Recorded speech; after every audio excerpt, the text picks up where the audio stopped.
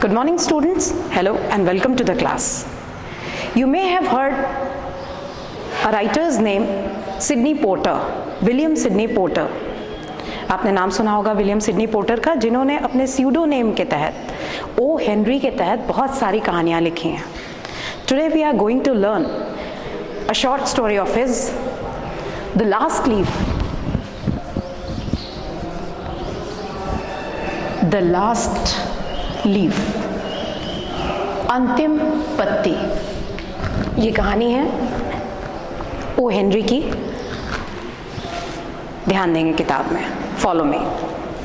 In a little district west of Washington Square, the streets have run crazy and broken themselves into small strips called places.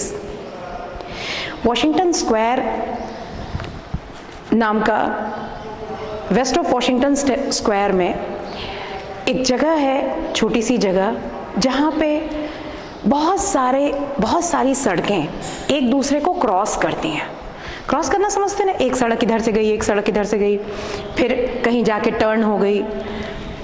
तो ये जो छोटी छोटे जिस जगह पे वो जगहें क्रॉस होती हैं, सड़कें क्रॉस होती हैं, वहाँ छोटे छोटे प्लेसेस, छोटे छोटे स्थान, वहाँ लोगों ने आके रहना शुरू किया.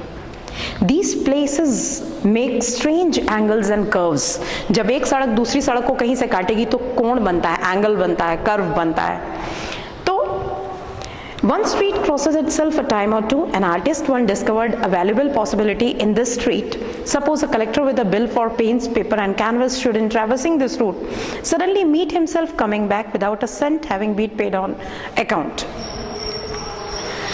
आप सोचिए, अगर इस तरह की सड़क में आप पहुंच जाएं, जैसा कि वॉशिंगटन स्क्वायर के वेस्ट में, वॉशिंगटन स्क्वायर एक जगह जिसके पश्चिमी इलाके में छोटा सा डिस्ट्रिक्ट, जहाँ पे सब तरफ सड़कें इधर से उधर निकल रही हैं.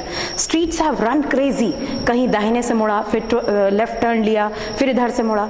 तो ऐसे जगह पे कल्पना की है यहाँ राइटर ने कि अगर मान लीजिए कोई पैसा लेने वाला, बिल कलेक्ट करने वाला कलेक्टर, आर्टिस्ट लोगों का पेंट, पेपर, कैनवस, इनके बिल के लिए अगर पैसा लेने जाता है तो वो उन गलियों में चक्कर खा के घूम के रह जाता है.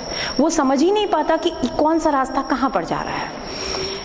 एक तरफ से निकला, दूसरे तरफ मुड़ गया, तीसरे तरफ मुड़ गया और सब तरफ घूम के आ गया. उसको पता ही नहीं चला कि मुझे पैसा लेने जाना कहाँ है. और एक भी उसके अकाउंट में एक भी पैसा नहीं जमा हो पाया, वो किसी से पैसा ले ही नहीं पाया. तो इस तरह से बहुत ही भूल भुलैया जैसा रास्ता था वॉशिंगटन स्क्वायर के वेस्ट वाले स्थान पे. So to quaint old Greenwich Village, अब ये जगह जहाँ मैंने बताया कि इस तरह से स्ट्रीट्स जो हैं आपस में कहीं यहाँ से आ रही है, वहाँ से आ रही है, इस जगह का नाम था ग्रीनविच. इस गांव का नाम था ग्रीनविच. स्ट्रेंज, हर तरफ से हर तरफ के लिए रास्ता जाता है. एक रोड जो है वो दाहिने से क्रॉस हो रही है, बाएं से भी क्रॉस हो रही है. माने आप खुद ही भूल जाओगे कि आपको जाना कहाँ है. इस तरह के अजीब स्ट्रेंज ग्रीनविच विलेज में the art people soon came prowling, hunting for north windows and 18th century gables and Dutch etiques and Lorentz. इस तरह का जो strange place था, वहाँ पे art people, कलाकार लोग धीरे धीरे stealthily जमा होने लगे, आने लगे. और उसके बाद उनको, आर्टिस्ट को किस चीज़ की ज़रूरत रहती है? नॉर्थ विंडोज, नॉर्थ की ओर खुलने वाली खिड़कियाँ, मैक्सिमम लाइट आ सके जिससे कमरे में. 18th सेंचुरी गैबल्स, 18वीं शताब्दी में घर बनते थे बेटा. वो जो घर का कॉर्नर होता था सा तिकोना टाइप का, और उसके ऊपर में ऐसे रूफ हुआ करते थे, इसको बोलते हैं गैबल. एंड डच एटीक्स, डच लोगों के एटीक्स, एटीक्स यानी कमरे के रूफ के ऊपर कमरा होना. आर्टिस्ट लोग जो होते हैं वो चाहते हैं कि उनको लाइट अच्छी मिले, बाहर का नज़ारा अच्छे से देखने को मिले. तो आर्टिस्ट में भी मैक्सिमम आर्टिस्ट जो हैं बेटा वो पेंटर्स हैं. ठीक है, पेंटर्स आप समझते हैं, पेंटिंग करने वाले. तो ये लोग इस तरह की चीज़ों को तलाश करते हुए कि हमको कमरे का, घर का किराया भी कम देना पड़े, रोशनी भी ज़्यादा आए, छत के ऊपर में कमरा हो जिससे हम बैठ के पूरा नज़ारा ले सकें। ऐसी चीज़ों को खोजते खोजते आर्टिस्ट लोगों ने उस जगह पर रहना शुरू कर दिया, और वो कौन सा विलेज था? Greenwich village. आप चाहें तो उसका नाम नोट कर सकते हैं, ये था ग्रीनविच विलेज। इस विलेज में आर्टिस्ट लोग आके रहने लगे। मैंने इसी विलेज के बारे में आपको बताया कि यही गांव था जिसमें जगह जगह से सड़क एक दूसरे से क्रॉस करती थी। ठीक है, चलिए। Then they imported some pewter mugs and a chafing dish or two from 6th Avenue and became a colony. Artist लोग आके रहने लगे, पेंटर्स आके रहने लगे। उसके बाद उन्होंने कुछ एलॉय मग्स लिए। मग समझते हैं ना, जिसमें चाय कॉफी पीते हैं, धातु के बने हुए। प्यूटर एक प्रकार की एलॉय होती है। तो ड्रिंकिंग वेसल उन्होंने लिए। एक दो ऐसी डिशेस बनाना सीखा, एक दो ऐसे पकवान बनाने सीखे जो स्मोक करके बनाए जाते हैं। जैसे खाने में, किसी भी चीज़ में कोयले का फ्लेवर, स्मोकिंग फ्लेवर लाने के लिए क्या किया जाता है? उस खाने के साथ में थोड़ा सा कोयला बर्न कर दिया जाता है, जला दिया जाता है। तो वो जो स्मोकिंग फ्लेवर आता है उससे बहुत खाने की सुगंध और टेस्ट दोनों बढ़ जाता है। और ये एक्चुअली होता कहाँ है? जो बड़े बड़े लोग रहते हैं, अमीर लोग रहते हैं, उनके यहाँ। तो ये जो आर्टिस्ट लोग आए, ग्रीनविच विलेज में रहने लगे, इन्होंने अपने आप को कॉलोनी की तरह से डेवलप करने के लिए, अपने आप को उच्च स्तरीय दिखाने के लिए इन्होंने क्या किया? एलॉय मग्स ले लिए, शेफिंग डिश सीख ली 2-3 प्रकार की। 6th एवेन्यू एक बड़ी जगह है वहाँ की, उसको देख के इन्होंने अडॉप्ट करना शुरू किया and they became a colony. और उसके बाद उन्होंने एक कॉलोनी का रूप ले लिया। ग्रीनविच विलेज में कॉलोनी डेवलप करके कौन रहने लगे? आर्टिस्ट लोग। मेनली कौन से आर्टिस्ट थे वहाँ पर? पेंटर्स। ठीक है।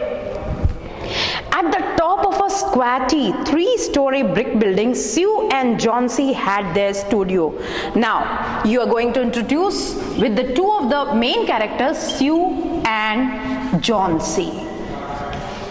ये दो मेन कैरेक्टर हैं इस स्टोरी के, जिनके बारे में आप पढ़ने जा रहे हैं। एक का नाम है स्यू, दोनों लड़कियां हैं, और दूसरे का नाम क्या है? Johnsy. तो एक छोटी लंबाई में कम परंतु चौड़ी squatty building, 3 story brick building थी। उसमें स्यू और जॉन सी, 2 सहेलियां रहती थी। उन्होंने टॉप पे, सबसे ऊपर में अपना स्टूडियो बनाया था। स्टूडियो जहां पे वो लोग क्या किया करती थी?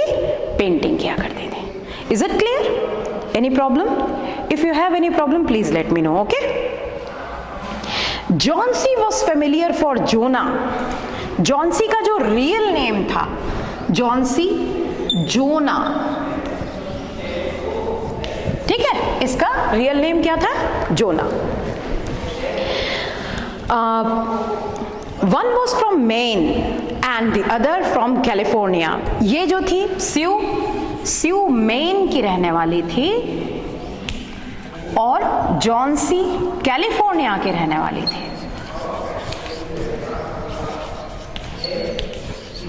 दो अलग अलग जगहों से आई हुई 2 लड़कियां, और फिर इनकी दोस्ती हुई, और दोस्ती होने के बाद में इन लोगों ने एक जॉइंट स्टूडियो खोल लिया। दोनों मिलके एक ही जगह पे रह के पेंटिंग्स बनाया करती थी। 2 सहेलियां, नाम Sue from Maine, Johnsy from California. Okay, they had met. अब आप सोचेंगे कैसे इनकी दोस्ती हुई, कैसे इनकी फ्रेंडशिप हुई कि दोनों ने एक साथ मिलकर एक स्टूडियो खोल लिया। चलिए इसके बारे में बताते हैं।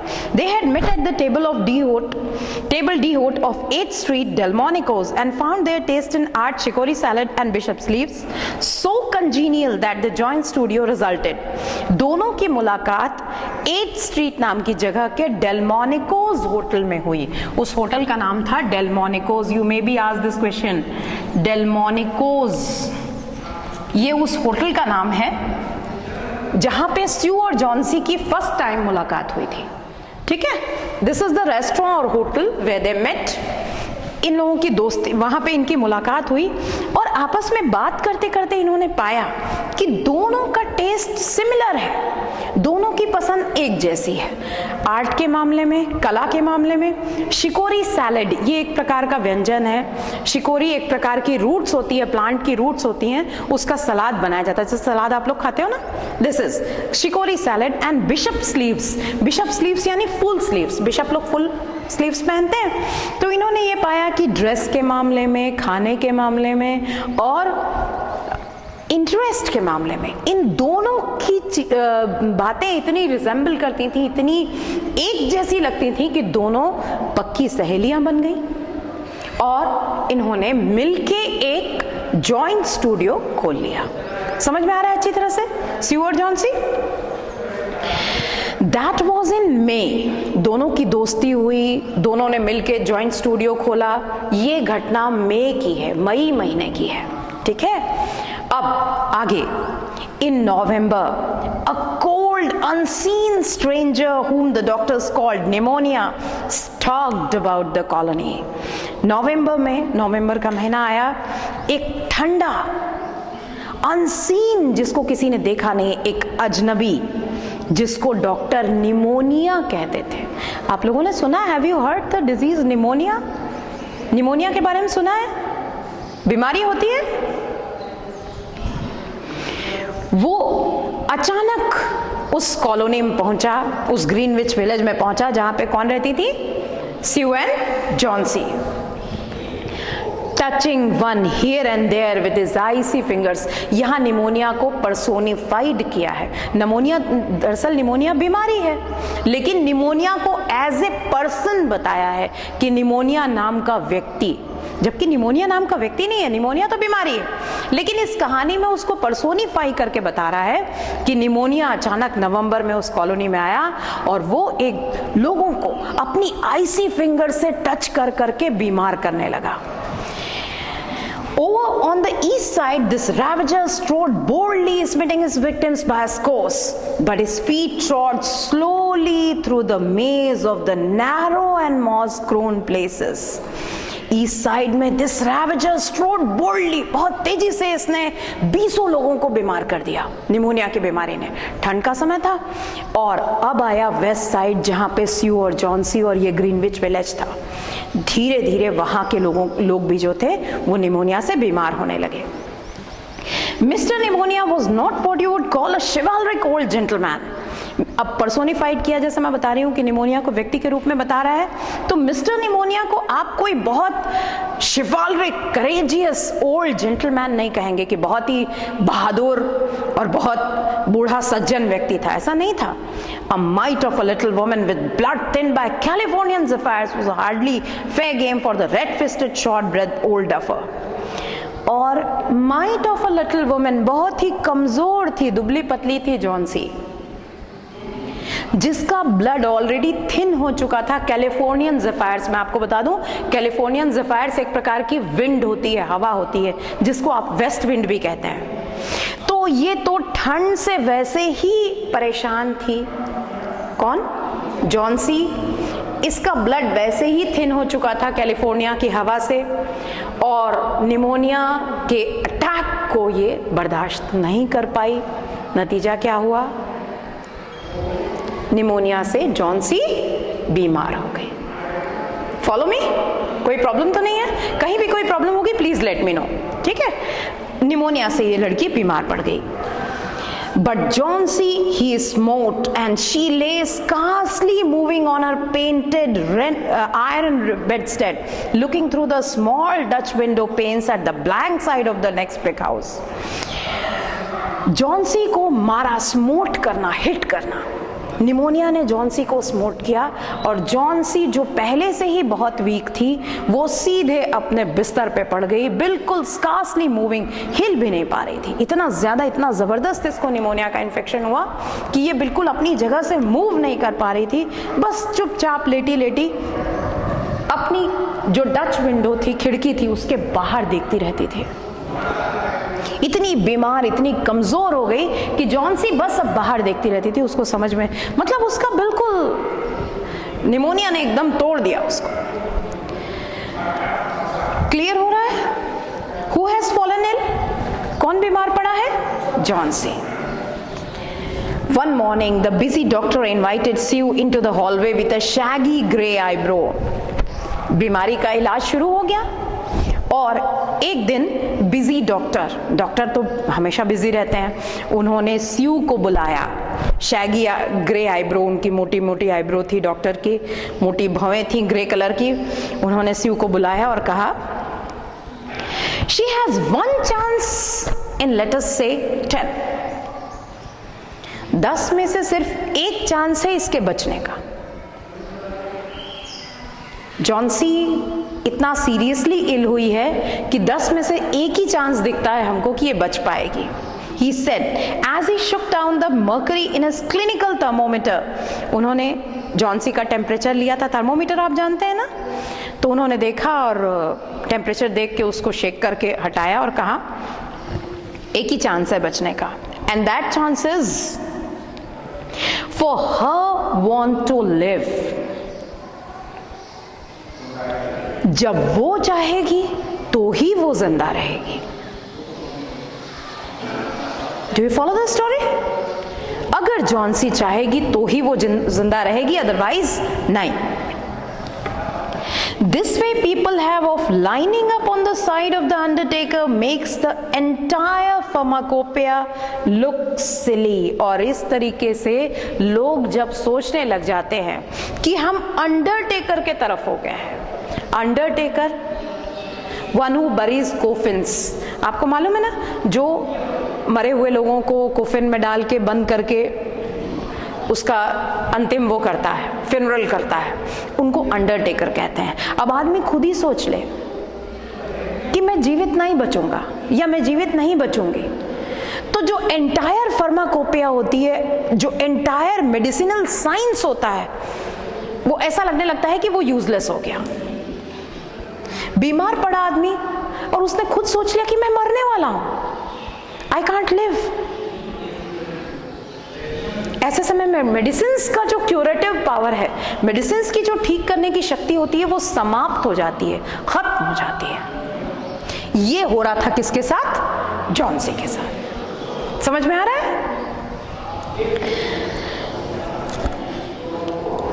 Your little lady has made up her mind that she is not going to get well। तुम्हारी जो सहेली है छोटी सी, उसने मान लिया है कि मैं ठीक नहीं हो सकती।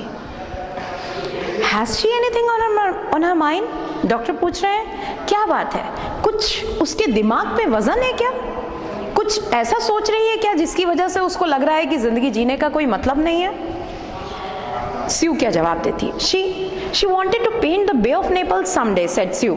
स्यू बोलती है उसकी एक ही ख्वाहिश है, एक ही इच्छा थी कि किसी दिन मैं बे ऑफ नेपल्स यानी नेपल्स की खाड़ी को पेंट करूं। Doctor, paint bosh, has she anything on her mind worth thinking about twice a man for instance?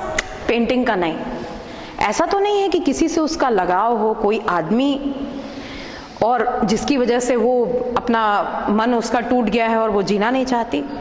A man, said Sue, with Jew's harp twang in her voice। Sue बोलती है आदमी?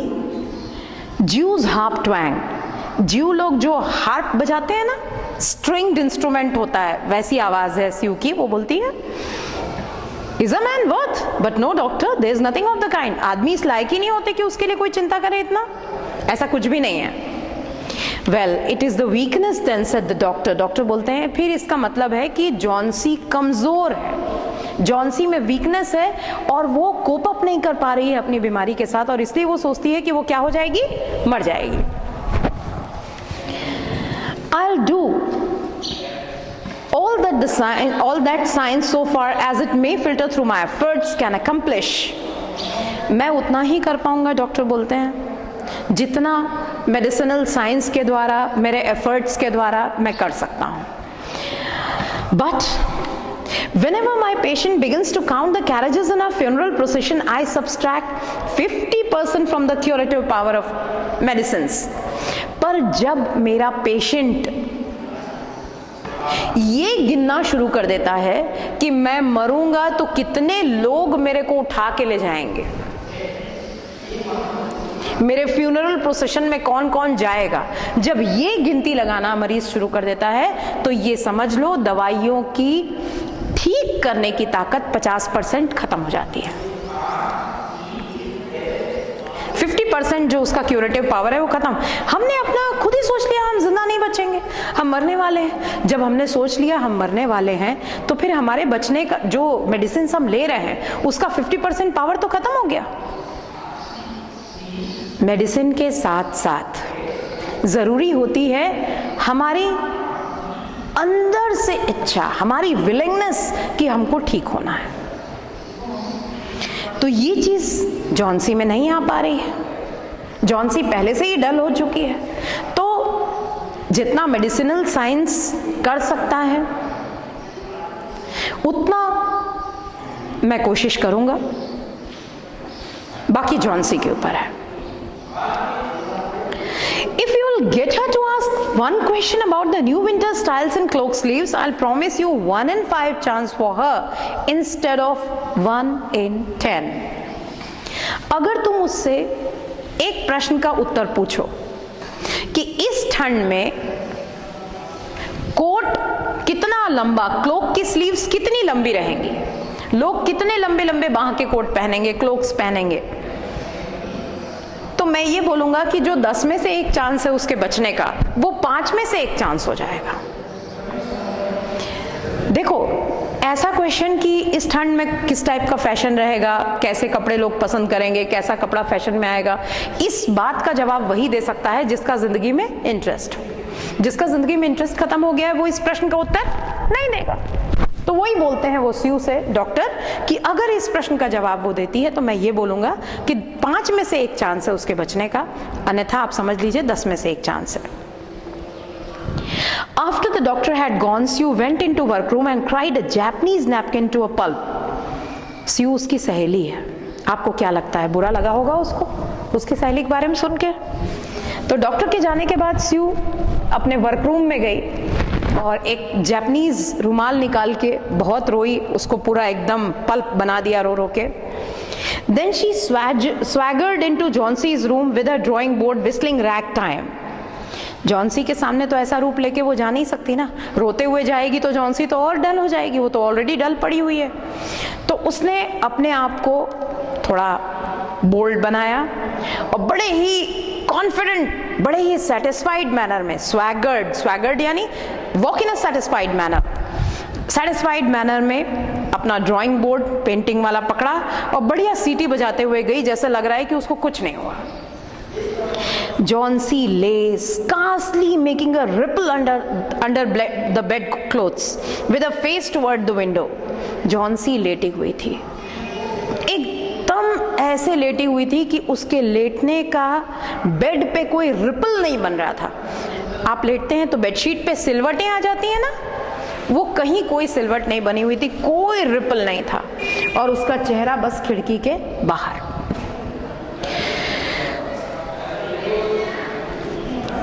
She stopped whistling, thinking she was asleep. स्यू अपने आप को control करके अपने सारे दुखों को छुपा के सीटी बजाते हुए गई थी कि जिससे लगे मत कि कोई सीरियस है जॉन्सी। फिर अचानक वो सीटी बजाना बंद कर देती है कि शायद जॉन्सी सो रही है। She arranged her board and began a pen and ink drawing to illustrate a magazine story. उसने अपना बोर्ड जो था जिस पे वो पेंटिंग करने वाली थी उसको अरेंज किया और पेन और इंक से ड्राइंग बनाने लगी जो एक मैगजीन को उसको देनी थी। मैगजीन की कोई स्टोरी थी, उस स्टोरी को इलस्ट्रेट करने के लिए, उस स्टोरी की कहानी को बताने के लिए एक चित्र उसको बनाना था, वो उस चित्र को बनाने लगी। Young artists must pave their way to art by drawing pictures for magazine stories that young authors write to pave their way to literature.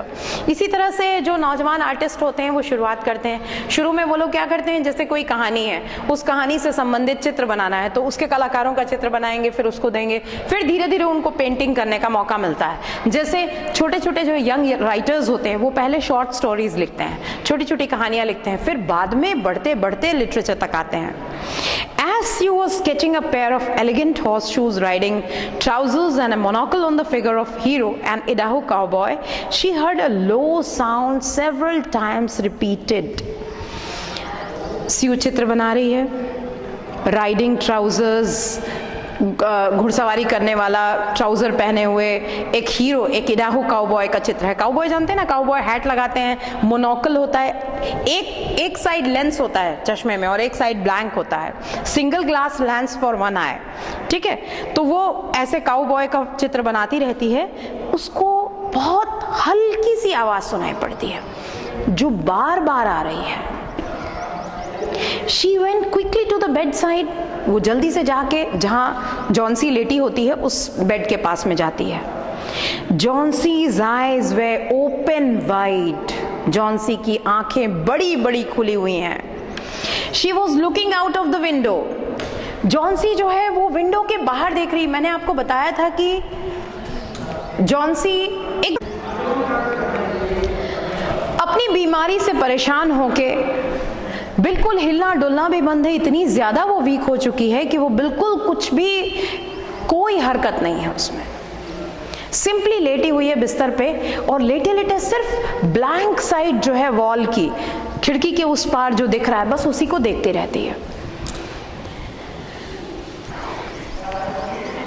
Jauncey's eyes were wide open. She was looking out of the window and counting backward.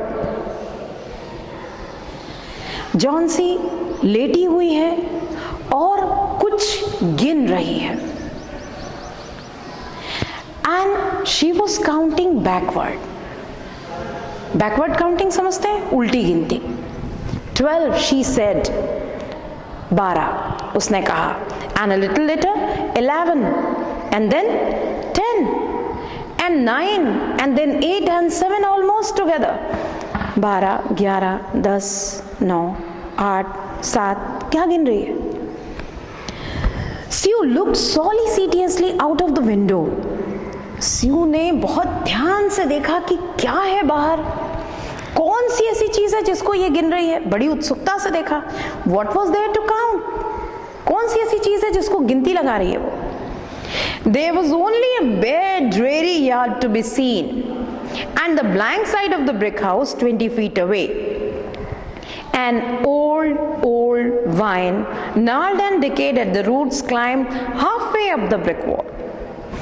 खाली सुनसान जगह, एक दीवार ईंटे की बनी हुई और उस पे एक पुरानी, बहुत पुरानी अंगूर की बेल। वो अंगूर की बेल जो लगभग सूख चुकी है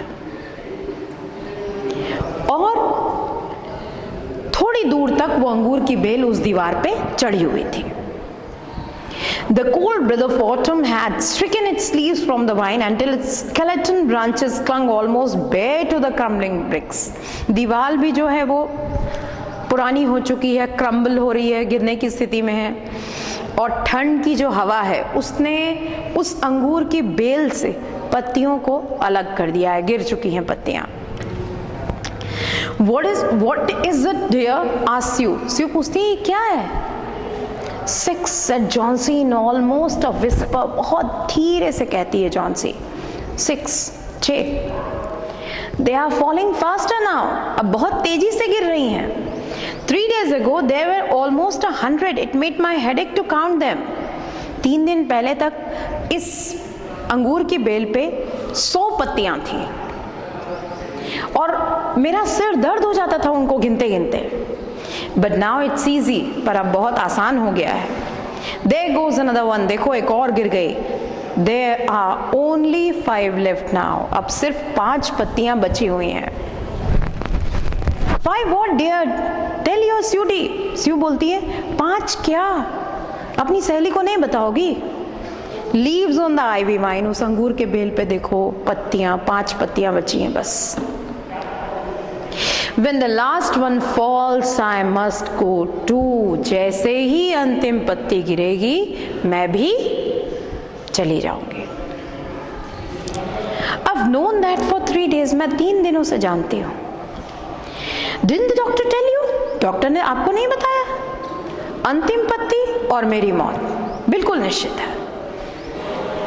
तेजी से पत्तियां गिर रही हैं और जैसे ही लास्ट लीफ गिरेगी मेरी मौत होगी। Oh, I never heard of such nonsense, complained Sue with magnificent scorn. Sue को एक्टिंग करनी है. Sue नहीं बता सकती कि डॉक्टर ने जॉन्सी की हेल्थ के बारे में क्या बताया है.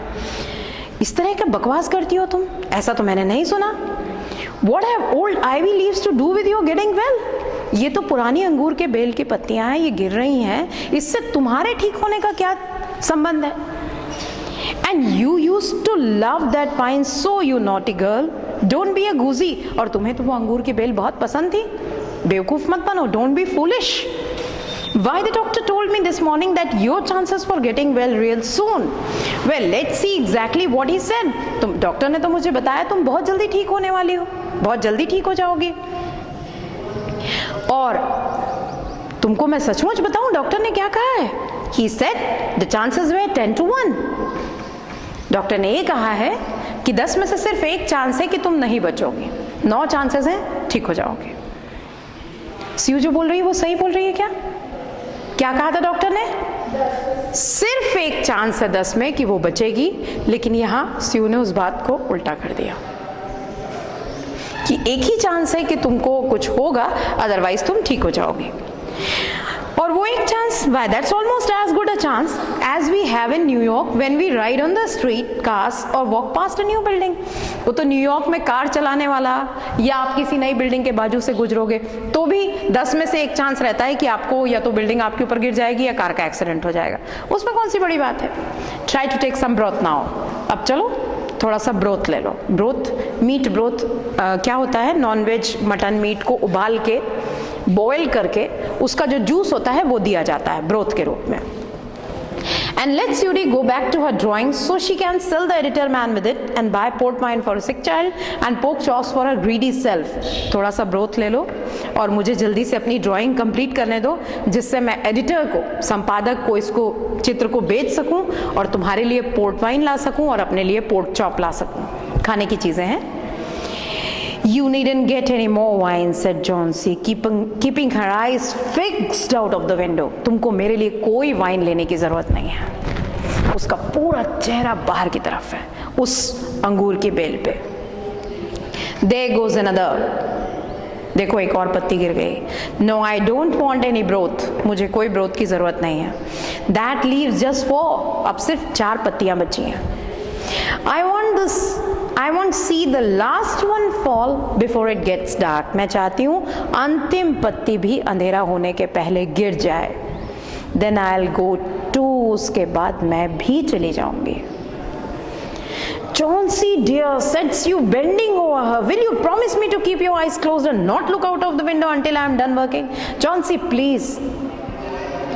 तुम प्रॉमिस करो मुझे, मैं जब तक काम कर रही हूँ तुम ये खिड़की के बाहर देखना बंद करो. I must hand those drawings in by tomorrow. I need the light or I draw the shade down. मुझे आज वो ड्राइंग्स देनी ही है, कल तक देनी ही है. मुझे लाइट की जरूरत है, नहीं तो मैं भी पर्दा बंद कर देती. I'd rather be here by you, said Sue. Besides, I don't want you keep looking at those silly ivy leaves. मैं तुम्हारे पास ही रहना चाहती हूँ, मैं दूसरे कमरे में जाके काम नहीं करना चाहती. लेकिन मैं ये भी चाहती हूँ कि वो silly ivy leaves को तुम देखना बंद करो. Tell me as soon as you have finished, said Johnsy, closing her eyes and lying white and still as a fallen statue. Because I want to see the last one fall. I'm tired of waiting. I'm tired of thinking. I want to lose my hold on everything and for sailing down, just like one of those poor tired leaves. ठीक है, Johnsy बोलती है. जैसे ही तुम्हारा काम खत्म होगा मुझे बताना. अपनी आंख बंद कर लेती है और ऐसे लेटी रहती है जैसे कि कोई गिरी हुई सफेद मूर्ति, हिलती भी नहीं है अपनी जगह से. बोलती है जॉन्सी, मैं सिर्फ अंतिम पत्ती को गिरते हुए देखना चाहती हूँ. मैं इंतज़ार करते करते थक चुकी हूँ. मैं सोचते सोचते थक चुकी हूँ. मैं चाहती हूँ कि मैं हर चीज़ से अपनी पकड़ छोड़ दूँ. बस जैसे पत्ती टूट के धीरे से हवा में उड़ के ज़मीन में गिर जाती है, वैसे ही मैं चाहती हूँ कि धीरे से मेरी मौत हो जाए. ऐसा कौन बोलती है? Johnsy. Try to sleep, said Sue. सो जाओ, कोशिश करो सोने की. I must call Behrman up to be my model for the old hermit miner. मैं बेयरमैन को बुला के लाती हूँ। एक नया कैरेक्टर इंट्रोड्यूस हो गया आपके लेसन में, एंड ही इज बेयरमैन।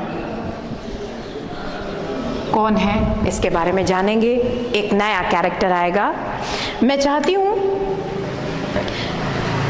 मैं जा रही हूँ, बेयरमैन को बुला के लाऊंगी, वो मेरे मॉडल बनेंगे। हर्मिट माइनर, एक साधु सन्यासी खनिक का मेरे को चित्र बनाना है, तो मॉडल बन के वो बैठेंगे, उनको देख के मैं चित्र बनाऊंगी। ये एक बूढ़ा आदमी है, ठीक है।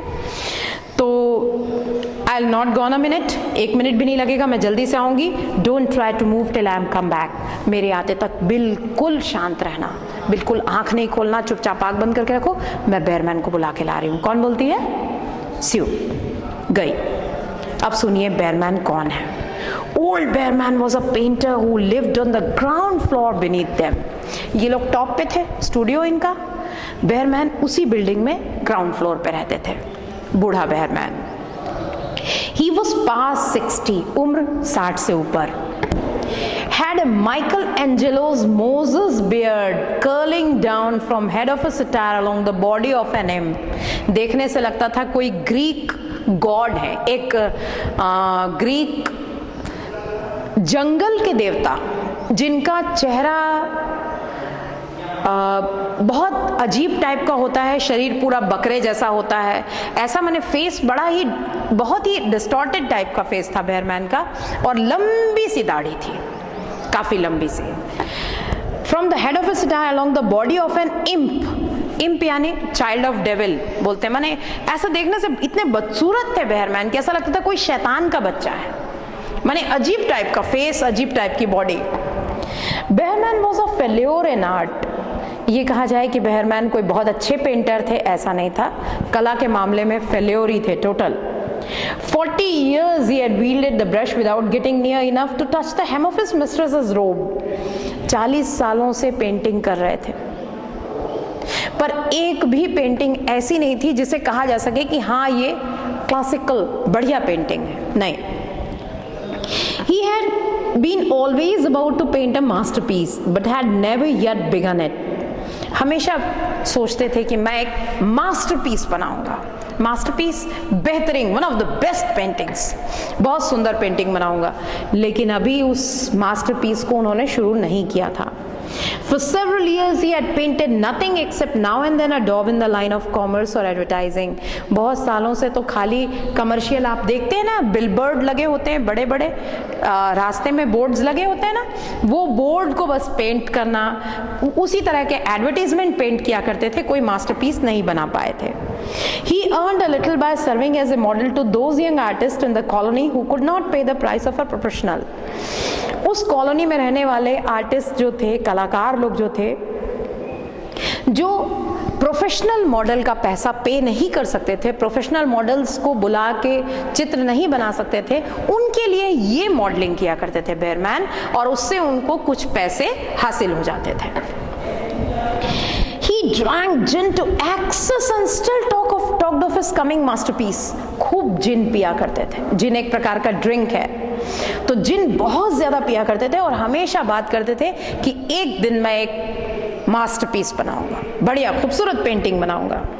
For the rest he was a fierce little old man who scoffed terribly at softness in anyone and who regarded himself as a special mastiff in waiting to protect the young artist in the studio above। बहुत गुस्सैल बूढ़ा आदमी, और कोई बड़ा softly बात करे तो बहुत गुस्सा हो जाते थे, और गुस्सा हो जाते थे, और अपने आप को समझते थे कि मैं मैस्टिफ हूं। मैस्टिफ यानी वॉच डॉग, पहरेदार कुत्ता होता है ना। तो जितने उस स्टूडियो में यंग आर्टिस्ट रहते थे उनको कोई परेशान ना करे, इसलिए वो एकदम मैस्टिफ की तरह से रहते थे कि कोई नौजवान कलाकारों को कोई भी परेशान ना करे। Sue found Bearman smelling strongly of juniper berries in his dimly lighted den below। Sue जब वहां पहुंची बेयरमैन के रूम में, तो जूनिपर बेरीज जिनसे जिन बनती है उसकी बहुत तेज स्मेल आई। In one corner was a blank canvas on an easel that had been waiting there for 25 years to receive the first line of the masterpiece। किनारे स्टैंड पे एक ईजल रखा हुआ था, एक बोर्ड रखा हुआ था, कैनवस रखा हुआ था ईजल के ऊपर में, जिस पे मास्टरपीस पेंट किया जाना था, लेकिन अभी उस पे एक ब्रश का भी निशान नहीं था। बस बोलते थे बेयरमैन कि ये मेरा ईजल, ये मेरा कैनवस, इस पे मैं मास्टरपीस बनाऊंगा। अभी नहीं बना था, कुछ भी नहीं बना था। She told him of Johnson's fancy and how she feared she would indeed light and fragile as the leaf herself, float away when her slight hold upon the world grew weaker. अब Johnsy जाके बेयरमैन को सारी चीज़ें बताती है कि मेरी सहेली के साथ, स्यू जाके बताती है कि जॉन्सी के साथ में ऐसा ऐसा हुआ है, और एकदम अपने आप को इतना लाइट, इतना फ्रेजाइल, इतना माने कमज़ोर समझ रही है कि जैसे ही वो अंतिम पत्ती अंगूर के बेल से गिरेगी वो भी मर जाएगी। Old Bearman with his red eyes plainly streaming shouted his contempt and derision for such idiotic imagination. मैंने आपको बताया सॉफ्टनेस की कोई जगह नहीं थी बेयरमैन के मन में। कोई बहुत प्रेम से बोले, कोई चीज बोले, कोई आप सिंपैथी लेने की कोशिश करे तो वो एकदम एंग्री हो जाते थे। लाल लाल आंखों से बेयरमैन गुस्से से चिल्लाने लगा, ये बेवकूफी पूर्ण कल्पना, इस तरह की इडियोटिक इमेजिनेशन पे vast he cried, is there people in the world mit their fullness to die because leave they drop off from a confounded mind. दुनिया में ऐसे भी लोग हैं कि एक अंगूर की बेल से पत्ती गिरेगी तो मर जाएंगे। I have not heard of such of a thing. इस तरह की बात तो मैंने कभी सुनी नहीं। No, I will not pose as a model for your fool hermit dunderhead. जाओ, तुम्हारे लिए मैं कोई मॉडलिंग नहीं करूंगा। ऐसा कौन गुस्सा होता है? बेयरमैन। किसके ऊपर? स्यू के ऊपर। Why do you allow that silly pussiness to come in the brain of her? तुमने कैसे उसके दिमाग में ये सारी बातें आने दी? तुम उसकी सहेली हो। Ekdot poor little Miss Jonsy, बेचारी मिस जॉन्सी, उसका जो बोलने का एक्सेंट है वो काफ़ी, देखिए किस तरह की भाषा वो यूज़ कर पा रहा है, उसकी भाषा बिल्कुल डिफरेंट है, एकदम अलग टोन में बोल रहा है। She is very ill and weak, said Sue. स्यू बोलती है आप गुस्सा हो रहे हो, ठीक है, लेकिन वो बहुत बीमार है और बहुत कमज़ोर है। And the fever has left her mind morbid and full of strange fancies. बीमारी की वजह से, बुखार की वजह से उसका दिमाग पूरा डिजीज्ड हो गया है, इल है, और उसके दिमाग में तरह तरह के विचित्र प्रकार की कल्पनाएं आ रही हैं। Very well, Mr. Bearman, ठीक है बेयरमैन, If you do not care to pose for me, you needn't. अगर आप मेरे लिए मॉडलिंग नहीं करना चाहते मत करो। But I think you are a horrid old flibbertigibbet. पर मुझे लगता है आप बहुत बूढ़े शैतान हो। नाराज हो जाती है स्यू भी कि देखो मेरी मदद करना तो दूर, मेरे को उल्टा सुना रहा है, नाराज हो रहा है। अब क्या बोलते हैं, जब ये नाराज होती है तो उधर से क्या जवाब देते हैं? You are just like a woman, औरतों जैसी बातें कर रही हो। Who said I will not pose? किसने कहा मैं पोज नहीं करूंगा? किसने कहा मैं मॉडल नहीं बनूंगा? Go on, I come with you. For half an hour I've been trying to say that I'm ready to pose. God is not any place in which one so good as Miss Jonsy shall lie sick. मैं तो सिर्फ ये आधे घंटे से तुमको समझाने की कोशिश कर रहा हूँ कि मैं मॉडल बनूंगा। मैं सिर्फ ये सोच रहा हूँ कि जॉन्सी बीमार कैसे हो गई। जॉन्सी को बीमार नहीं पड़ना था, इतनी अच्छी लड़की। Someday I'll paint a masterpiece and we shall all go away. God yes. एक दिन तो सबको जाना है, पर जाने से पहले मैं एक मास्टरपीस पेंट करके जाऊंगा। कौन बोलता है? बेयरमैन। कहानी समझ में आ रही है ना अच्छी तरह से? If there is any problem, please tell me. Okay? बहुत फास्ट तो नहीं हो रहा है? Okay. Jonsy was sleeping when they went upstairs. अब दोनों पहुंच गए, स्यू और बेयरमैन। जॉन्सी सो रही थी। स्यू pulled the shade down to the window sill and motioned Bearman into the other room. स्यू ने धीरे से उस कमरे का पर्दा गिरा दिया और बेयरमैन को कहा दूसरे कमरे में चलते हैं। In there they peered out of the window fearfully at the ivy vine. दूसरे कमरे से जाकर अंगूर की बेल को देखा उन दोनों ने, बेयरमैन ने और किसने? स्यू ने। Then they looked at each other for a moment without speaking. बिना कुछ बोले एक दूसरे का चेहरा देखा। A persistent cold rain was falling. लगातार ठंडी बारिश, पानी गिर रहा था। मिंगल्ड विथ स्नो, पानी के साथ साथ बर्फ भी गिर रही थी। Behrman in his old blue shirt took his seat as the hermit miner on an upturned kettle for a rock.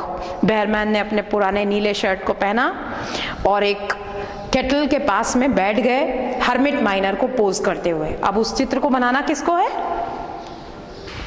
स्यू को। When Sue awoke from an hour's sleep, the next morning she found Johnsy with dull, wide-open eyes staring at the drawn green shade. 1 घंटा सोने के बाद स्यू जब सुबह उठी, उसने देखा जॉन्सी पहले ही जाग चुकी है और अपनी बड़ी बड़ी डल आंखों से जो हरे रंग का पर्दा गिरा हुआ है उस पर्दे को देख रही है, पर्दे की तरफ नजर है। Pull it up, I want to see, she ordered in a whisper. Johnsy धीरे से बोलती है, पर्दा खोलो, मुझे बाहर देखना है। Wearily Sue obeyed. Sue एकदम थकी हुई थी, एक तो रात भर उसने चित्र बनाया था। थकी हुई Sue ने पर्दा खोल दिया। But lo, after the beating rain and fierce gust of wind that had endured through the livelong night, there yet stood out against the brick wall one ivy leaf. और जैसे ही वो पर्दा खोलती है, वो देखती है रात भर की तेज बारिश and fierce gust of wind, इतना तेज हवा चल रही थी। हवा के तेज झोंके के बावजूद जो पूरी रात पानी गिरा और तेज हवा चली, अभी भी उस अंगूर की बेल पर, उस ईंट की दीवार पर एक पत्ती बहादुरी से लगी हुई थी, एक पत्ती अभी भी मौजूद थी। It was the last on the ivy vine. ये अंतिम पत्ती थी, ये अंतिम पत्ती उस अंगूर की बेल पर थी। Still dark green near its stem, जहां से वो तने से जुड़ी, उस बेल से जुड़ी हुई थी, वहां अभी भी उसका कलर हरा था। But with its serrated edges tinted with the yellow of dissolution and decay, it hung bravely from branch some 20 feet above the ground. जो उसकी पत्ती की सेरेटेड एजेस थी, पत्तियों का किनारा था, वो धीरे धीरे पीला पड़ रहा था। जमीन से 20 फीट की ऊंचाई पे वो पत्ती, एक पत्ती अभी भी उस अंगूर की बेल पे थी। It is the last one, said Johnsy. Johnsy बोलती है तो अंतिम पत्ती है। I thought it would surely fall during the night. और मुझे मालूम है रात में ये गिर जाएगी। मैंने सोचा कि रात में ये गिर चुकी होगी। I heard the wind. मैंने हवा की आवाज सुनी थी। It will fall today. कोई बात नहीं, रात में नहीं गिरी, आज गिर जाएगी। And I shall die at the same time. और जैसे ये पत्ती गिरेगी, मेरी भी मौत हो जाएगी। Dear, dear, said Sue, leaning her worn face down to the pillow. Think of me. If you won't think of yourself, what would I do? उसको समझाती, कैसे कर रही हो जॉन्सी तुम?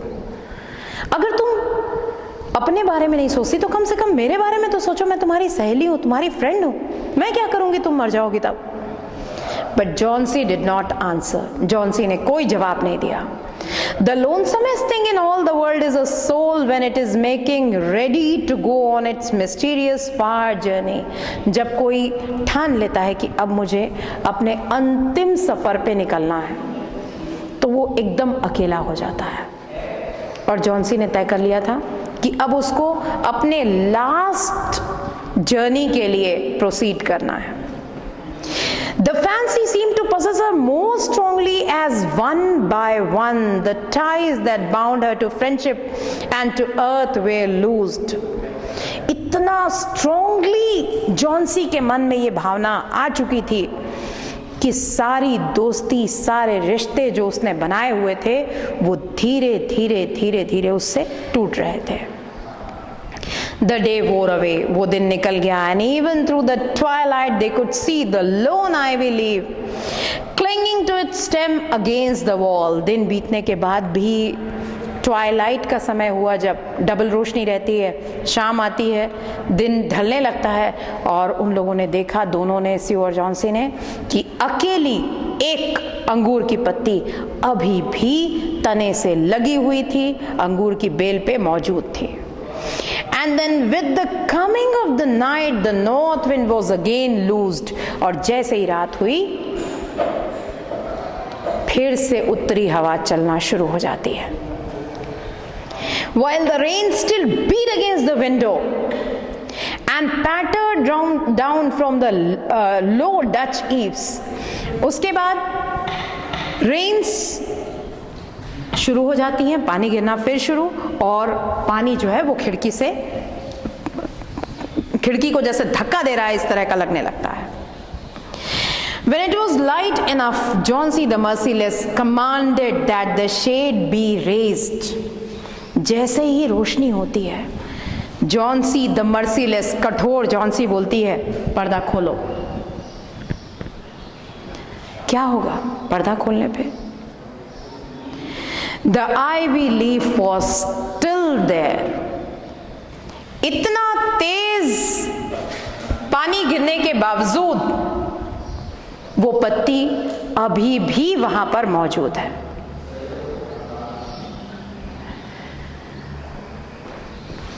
क्या लग रहा होगा जॉन्सी को?